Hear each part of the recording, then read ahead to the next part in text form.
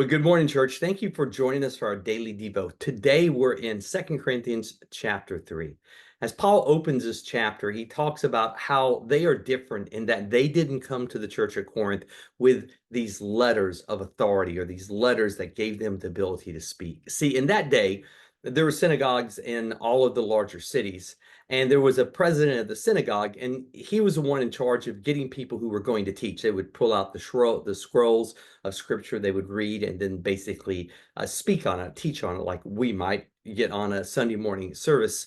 And there weren't people who were trained necessarily in those cities rabbiblically. They were many times just the head of households and were sharing what they have heard. But there would be times that people would be traveling through. They were Jewish. They would visit there. And if the president of the synagogue saw it was someone with learning, then he would say, "Why don't you speak for us?" And they would actually be paid for that task to speak. And so they would have these letters, these credentials, as it were, to say they studied under Gamaliel, whoever it was, and maybe other synagogue leaders and where they had spoke. And that was kind of the way they got the gig, proving they were someone who had the authority and had the knowledge to do that. And Paul was saying, we didn't come to you with these letters.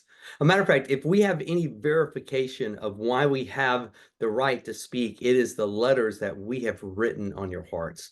It's what you've seen. It's what God has communicated to you. And then he goes on to talk about their adequacy, that it doesn't come from letters. It doesn't come from people. Matter of fact, in chapter 3, verse 5, New American Standard, I like the way it says, not that we are adequate in ourselves to consider anything as coming from ourselves, but our adequacy is from God, who also made us adequate as servants of the new covenant, not of the letter, but of the Spirit. For the letter kills, but the Spirit gives life. Now, I love that because Paul's realizing that even though he's experienced a lot, he was a formally trained rabbi. He had the rights to show up at a city that they would want him to speak. But he said, our adequacy doesn't come from us. It doesn't come from anything about us, but it comes from God, who has made us adequate as servants. And so he wanted to know, my authority is from God. And then he says, servants of a new covenant. And as Paul unpacks it, as he continues, that there was an old covenant. It was one that they couldn't carry. It was one that weighed them down. It was one that basically they failed.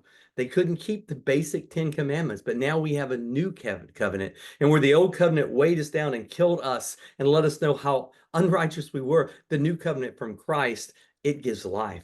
It's no longer based on what we can do. It's based on what God has done for us. Guys, sometimes I don't know if you feel like, am I adequate to do the job God's called me to do? Maybe there's a neighbor you want to share Christ with, or a coworker, and you think, well, I ought to call one of the pastors of the church. I ought to call someone to come talk to them. Do you know what? You're adequate for the task. You have the relationship. You can step in there. It's God that brings that adequacy to you. And Paul is going to continue and talk about the power of the new covenant and how it supersedes the old covenant, and to understand how that gives us a unique connection to God.